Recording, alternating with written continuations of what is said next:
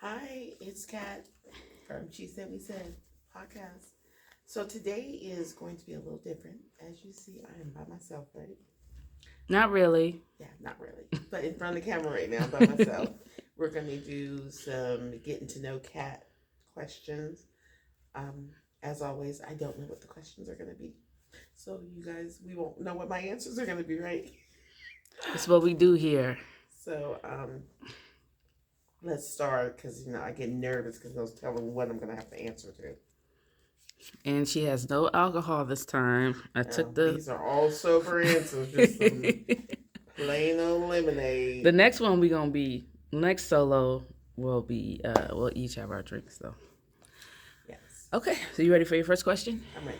All right. What are your best habits? My best habits? Yep. Dang, that's weird. What are your best habits? Like some things that you have a habit of doing that's like really good, really beneficial. Checking in on people. Okay, see? Being there for people, checking in, making sure people are all good. I got to get rid of that giver personality I have. So loving. Get rid of it? Yeah.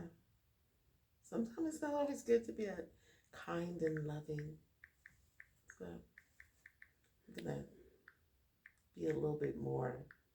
But yeah, it would be my personality, my habit of checking in and making sure everything is going good and just being there for people. That would be a good answer for me. Okay. Next question. Do intentions matter more or less than actions? Actions matter more because. Well, it says, do intentions matter more or less than actions? So it's talking about intentions. Does intentions matter more or less? Intentions matters less than action because intentions are what you intend to do, but you have to have action behind the intention. So, okay, that's your final answer. My final answer. Final answer. You've had this one before, but you may not remember what your answer was, and I don't even think we. Did you ever post your first solo? You never did, right? Or did you? No, but I remember these questions. Well, these ones were new. I don't remember these. This one is a reminder. I remember this one. But I thought it was a good one. If a crystal ball could tell you the truth about your life, the world, or anything else, what would you want to know? When I'm going to die. You would want to know that? Heck yeah. Really? Because I'm going to live my best life. Shouldn't you be doing that anyway, though? Yeah, I'm going to live it real good. So I'm going to rob banks. That ain't living a good life because in the real world, so I ain't gonna care. Yeah, but you probably spend your life in prison. The rest of the life I have left, I'm waiting to get close to the end. The last 6 months, I'm about to act a fool. Wow. So you still if might. Guy can do it, I can do it. Oh well, I guess if okay. Is that your final answer? Who am I to change your mind, honey? Oh God. Okay, you rolling with that one? I'm rolling with that one. We're gonna roll with it. Okay. And I'm sober, y'all. I ain't even had any drink. I'm telling you, I'm about to shoot my back. Oh, I probably couldn't say that on TV. You could probably say that. That's fine. Y'all know what I mean. You wouldn't do it though. I mean, because I'm gonna rob the banks. I'm gonna be. You're not gonna have to. You're not gonna have to rob. Listen, Oprah ain't gonna let you rob the banks. Oh, see, look how I came in there like that. Oh, you'll be fine. Okay, but in my dream, because I ain't gonna know. I ain't gonna get a crystal ball anyway. So okay, that'll work.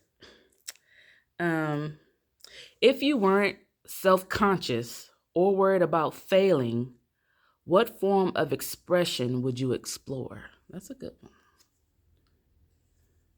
I would be a rapper. Nope. Oh well, I guess you could. That expression. Yeah, that is That's a form of self-expression. I would be a rapper. I took it as love, but I mean like an emotion. But no, you're right. I would be a rapper. Would you? Yeah. You like rappers? You like the art of being able. Art. I would be on, girl. I would be out there being Nicki Minaj 5.0. No, I mean, I just really would like a female rapper. Like I feel like and maybe because poetry and stuff, and just like I just feel like a rapper. They need a good rapper out there like me. Like, you want to spit some bars for us? No. You a freestyle? So, okay. Once upon a time, not long ago, Hey, I wasn't a hoe. hey. Okay. No, but seriously, there's no rapping. There's no old school. Like I would be an old school rapper though. I'd be like so much stuff going on in the world type of. My raps would be legendary. I'd be like a Tupac. Classic.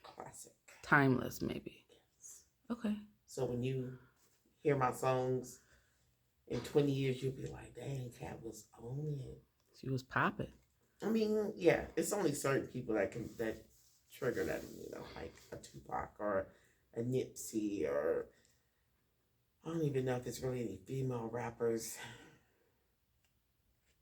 Damn, that I could just go back on and say Salt and Pepper. Okay. Because I still listen to them to this day, and when I listen to that, like Express Yourself, Let's Talk About Sex, What a Man, I'm like, oh, these are things you can reinvent and keep saying, where you're just talking about a bag or having Pound Town. Yeah. And getting stretched out. That's crazy to me. Who want to get stretched out? I don't even go into that. I want to be tight all the time. Oh. I'm sorry. I mean, tight muscles, Anyway. Tight muscles matter. Yeah, don't let nobody tell you don't want them to pound it out all the time.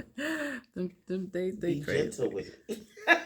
So, just everyone probably knows, if you guys don't know, we have like some written out, so to speak, questions that we have, but I'm also going to ask Kat some questions that are my personal questions, that are just not, part of our random and how we go about. So even though she doesn't know what these questions are pretty standard.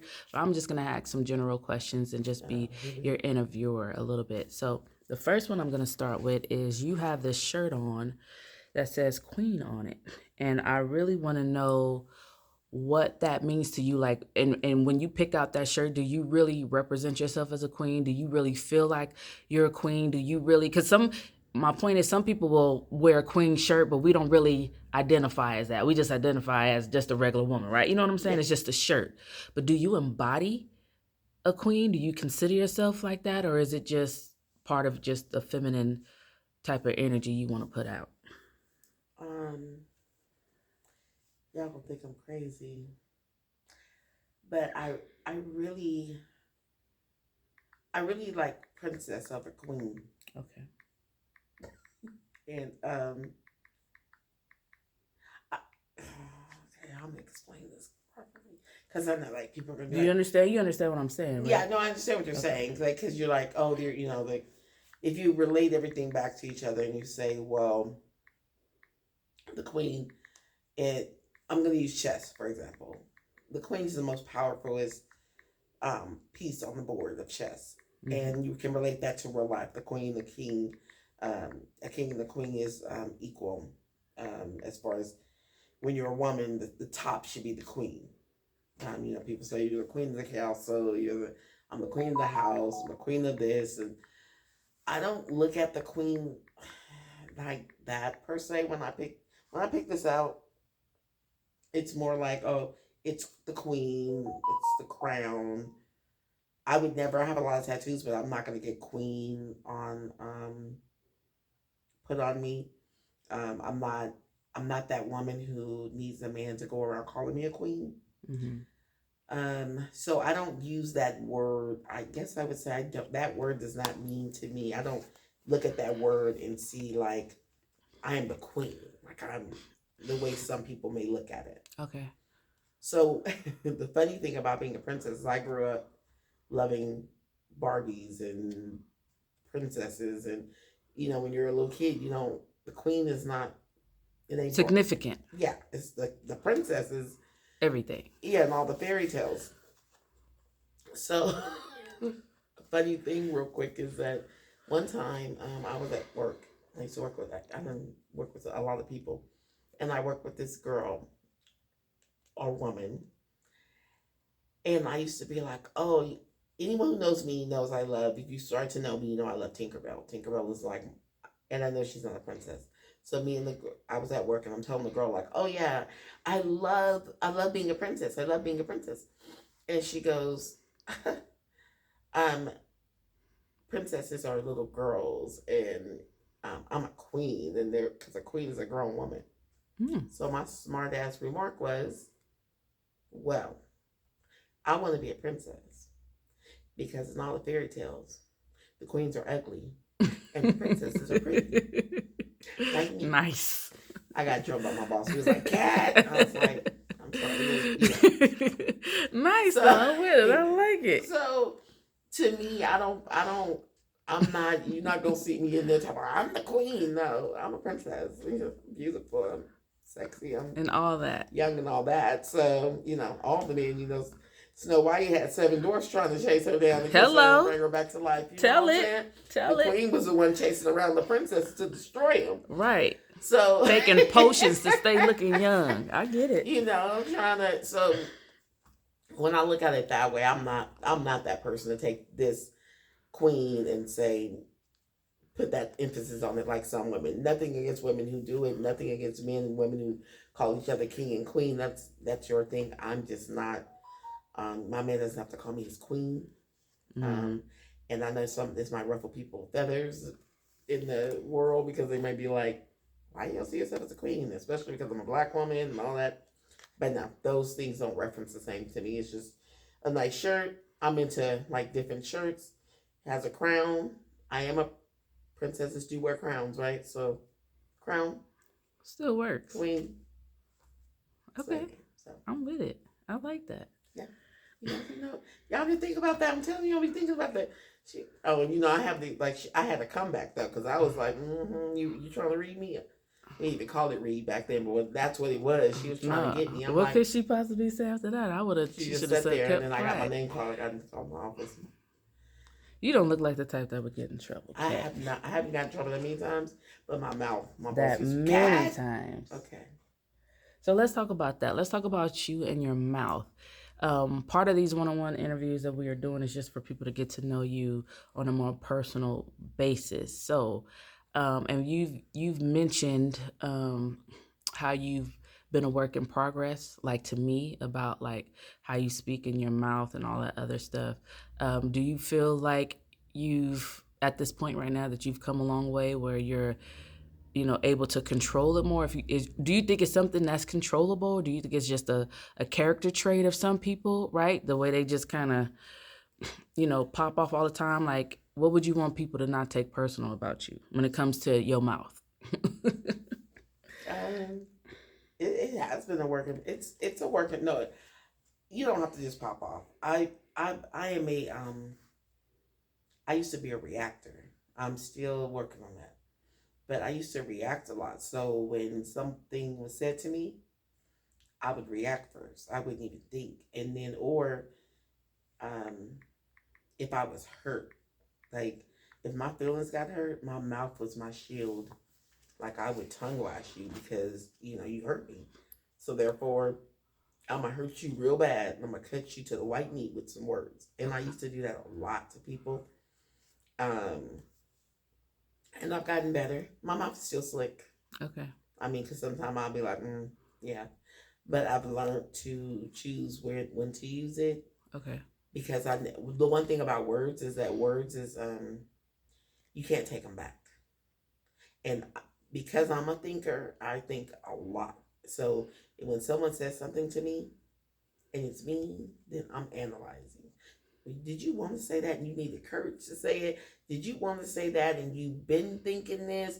Because you can't take words back. They just play over in your head. Someone tells you you're stupid or you're not smart or you're not pretty or something. That, even if you forgive someone for saying it, and when you see that person, most of the time you're still in the back of your head replaying that, like they talking to you and you're like, did you really think that about me? So it used to be more of a protection, I would say. Like, because if you come for me, I'm coming. I used to be that person that can keep coming for you. I'm going to call you on the phone and come for you. I'm going to come to your house, come for you. I'm just going to keep on going. And I've calmed down a lot. And it just really just bringing God back into the forefront of my life. Like, really and truly, listening to my bishop. That's been a big thing. Like, going to church and joining church and getting baptized again saved my life. Now, I ain't perfect. I do walk the fence. I do, but I've calmed down a lot because people have tested me, especially this year. Okay. And before I used to be like, F you. And now I'm like, it's not even worth it. Because I could call you. I could text you. I could do whatever and react on it. But then later on be mad. I even let you get under my skin. I think sometimes for people, no reaction is the best reaction. Okay. That's good. Silence is golden. As soon as you mute somebody, be like, especially when they know they wrong and they wronged you. Yeah, mute them. Don't even give them satisfaction. Some people get off on you yelling at them. Mm-hmm. Okay. So, I noticed you have a bunch of tattoos. Well, I ain't gonna say I noticed. I know the folks can see you got a couple of tattoos. First of all, I'm gonna ask you, how many do you have, and which one is the most meaningful one to you, and why?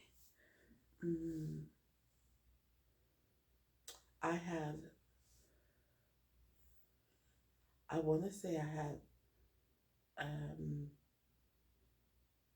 I want to say I got 18 tattoos. 18. Yeah, I think I have 18 tattoos. They are placed where you probably wouldn't be able, most of the time you can't tell that I have them. Just recently I've gotten arm tattoos, so then people don't have tattoos. So let me see, the most meaningful, I think I have most, okay, so the most meaningful I would say is I have a cross on my back, and it has my mom's name and her birthday and the day the year she passed away. So that would be the most meaningful tattoo I have. However, I have tattoos.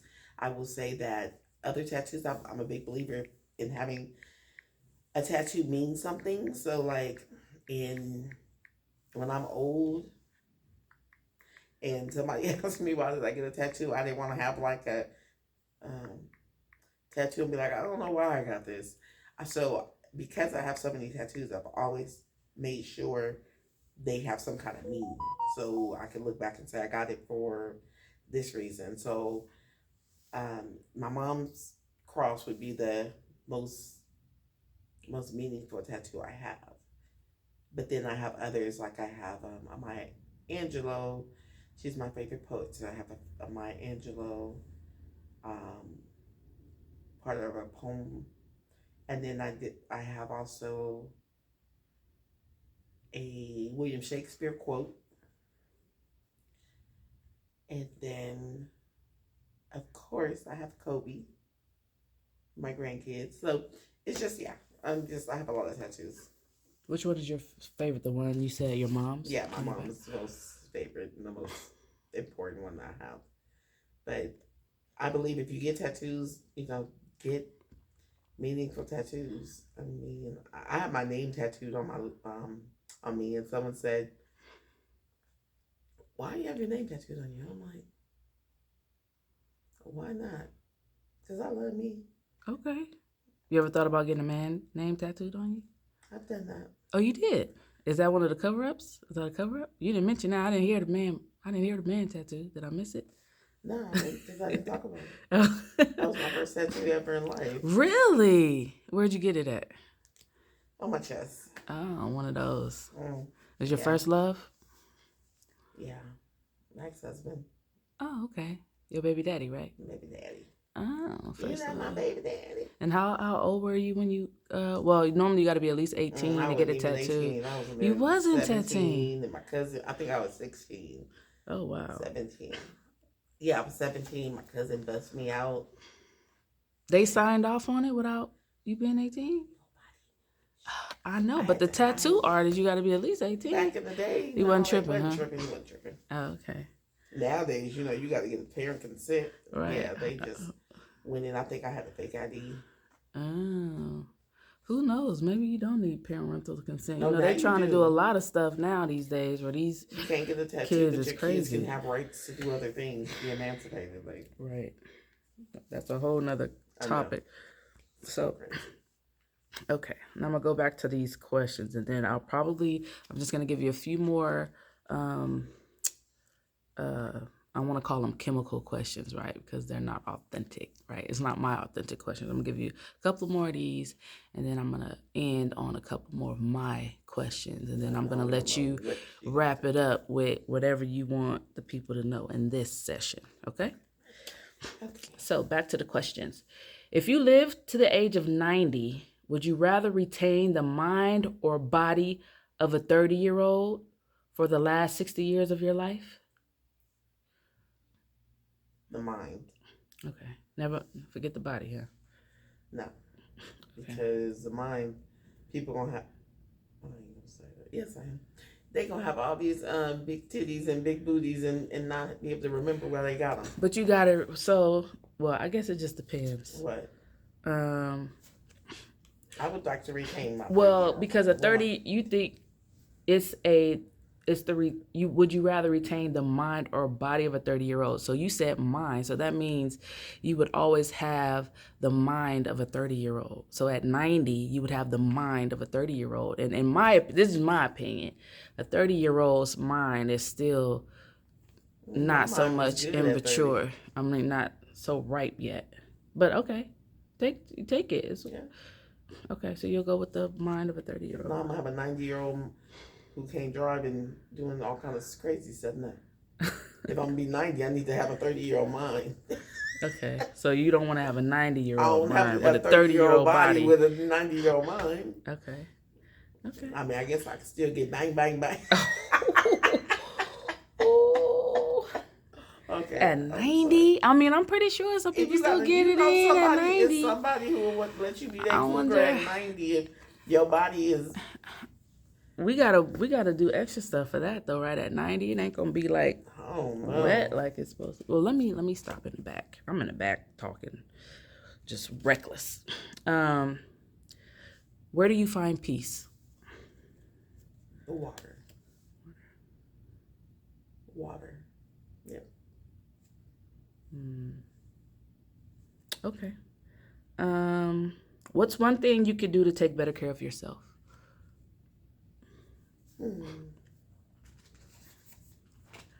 Drink more water. Okay. That's a real deal. That's a real thing. But it's been scary lately with water because in 1 week 2 people died from water intoxication or something. I want to say I probably faintly remember. Yeah, so I was like, well, wait, am I drinking water too fast? Because I be trying to get in 1 hour. Like, let me just drink 4 bottles in 1 hour so I can be done with it. But now I know how to do that. Okay, but water is important. Yeah, more water. Are you superstitious about anything?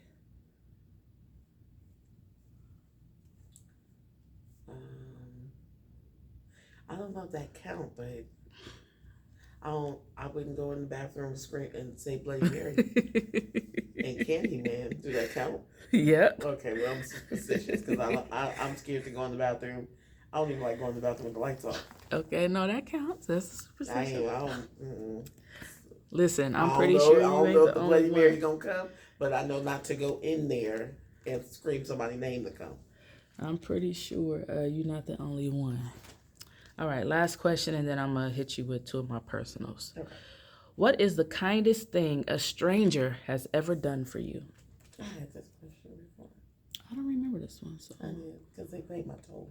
Oh, okay. That counts. Is that the kindest thing a stranger has ever done for me? Yeah, probably so. Yeah. Okay, we'll go with that. Um, what if someone was meeting you for the first time, right? First impressions go a long way. If someone was meeting you for the first time, what would you want their takeaway to be from you? Like if I'm meeting you for the first time and we talk, we ha whatever, and then after we separate and I leave you, what would you hope one of the things I would take away from about you from this first time, our first interaction? That Kat's a very nice, intelligent person that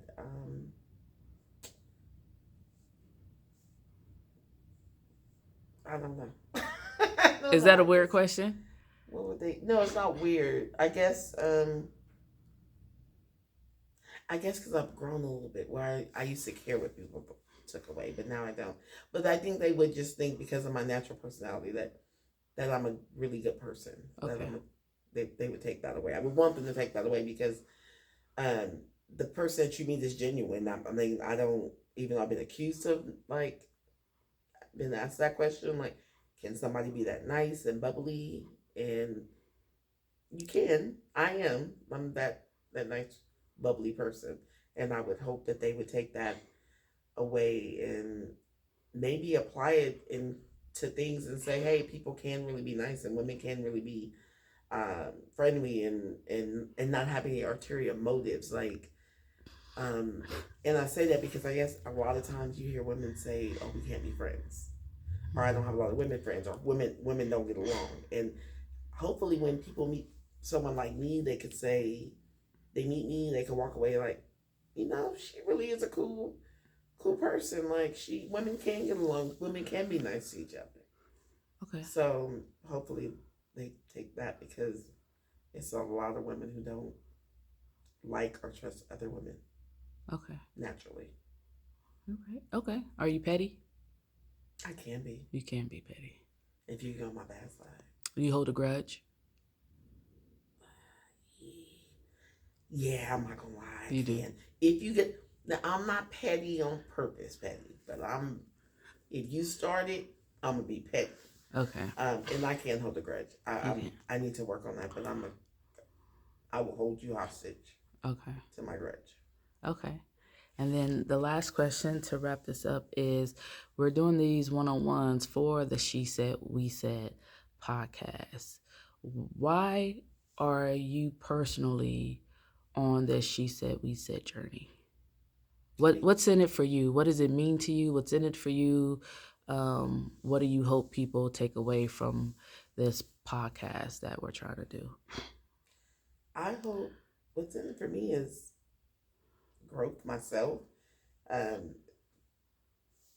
it's mainly to help. It's a self-help and a help to other people. Like I want to be able to, as like the previous question, like when I was answering, saying that I want women to look at She Said, We Said podcast, especially women. It's for everybody, but I want women to feel like, yes, there is women that can get along. Yes, there is women who would share their stories. A lot of times we don't share our stories. There's a lot of things, women issues, women problems that we think other women don't go through because we don't share our stories. We don't share our stories about, and I'm not talking about men because sometimes people get caught up in, oh, well, I can't talk to her because I ain't to tell her my business. But it ain't just about your man business that you might have, your woman business. It's really about, I want people to come on this journey and share and learn and teach us. Like, I don't know anything about menopause. We don't talk about those type of things. We don't talk about,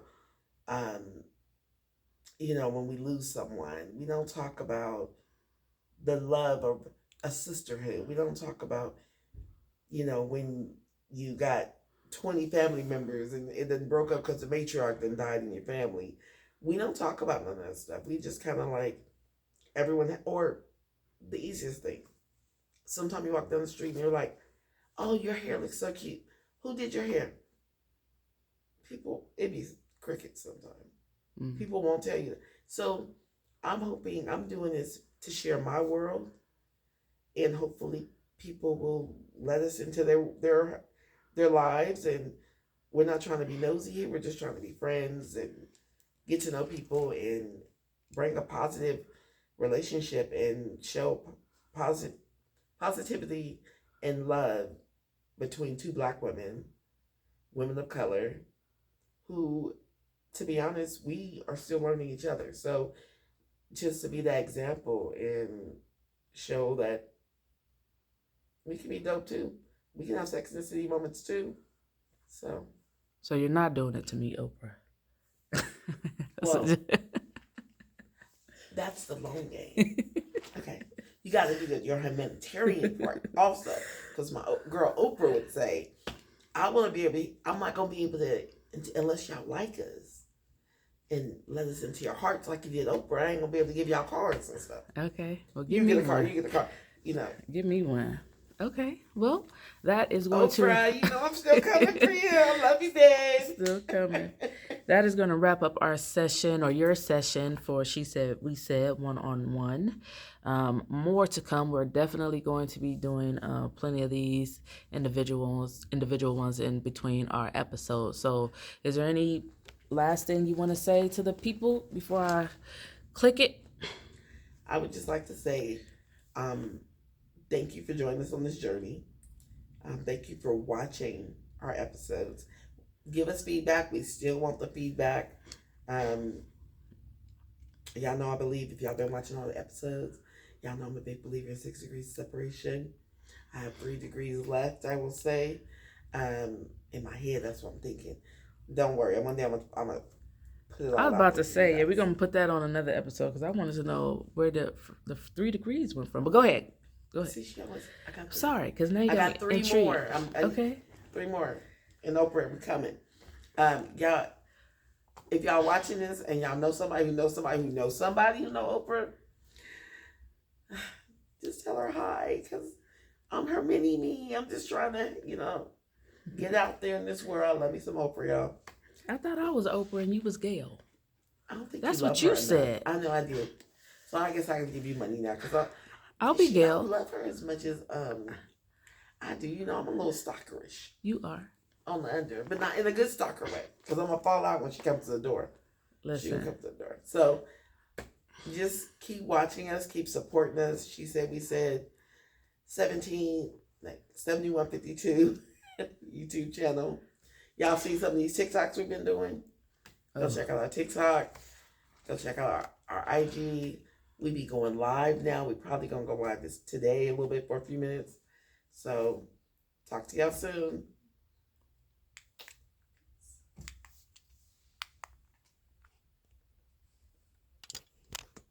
Uh-oh.